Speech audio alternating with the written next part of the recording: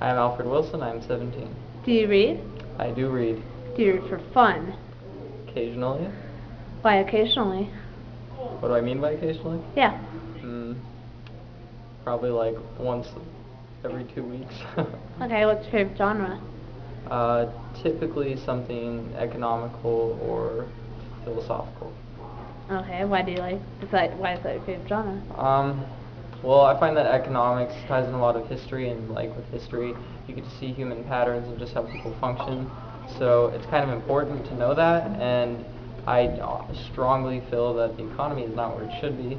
So it's just nice to just get informed on things, and people typically think it's numbers and money, but it's actually kind of funny because if you've read the book Freakonomics, actually it talks a lot about how ethics and morality are tied into economics. So that's just an example of why I like this stuff. Kind of relays back into human nature. Okay, so does anyone in your family read? My family, they're not really strong on reading.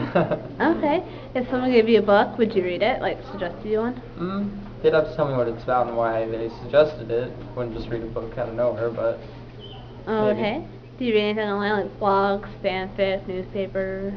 Occasionally. I like to read articles a lot. Not necessarily newspapers, but I like to read articles over whatever. Just Over something what? informative. Where do you get the information that you read, like online? Do you go to the bookstore? Do you get at the library? Typically what I'll do, I'll go online and read either a book or a published article that is in solid paper online. But it's very hard to find something that's credible, so that's why I have to make sure that it's already been published, and so. Okay, did you have a favorite book as a child? Favorite book as a child? That's hard to decide. There was this one book about this boy who was apprenticed as a potter. I can't remember. It's called A Single Shard. It's called A Single Shard, and it was just about this boy who saw this potter every day, and he became his apprentice, and the potter's son had died, and the custom was to not apprentice someone if they weren't your son. So obviously, over time, they developed a really strong connection.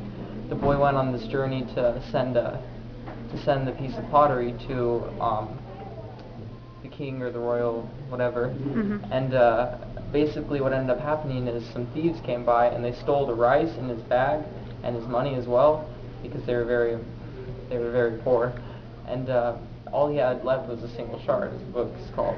And what ends up happening is, from that single shard, the man who was the potter became commissioned under the king. And so the thing is, commission only happens when someone dies, so it's very rare. And so it's just this cool story, and so the guy gets commissioned, the kid becomes apprenticed, and he ends up being like the adopted son, basically, of the potter. So that was my favorite as a kid. Okay, thank you, Alfred. Yeah.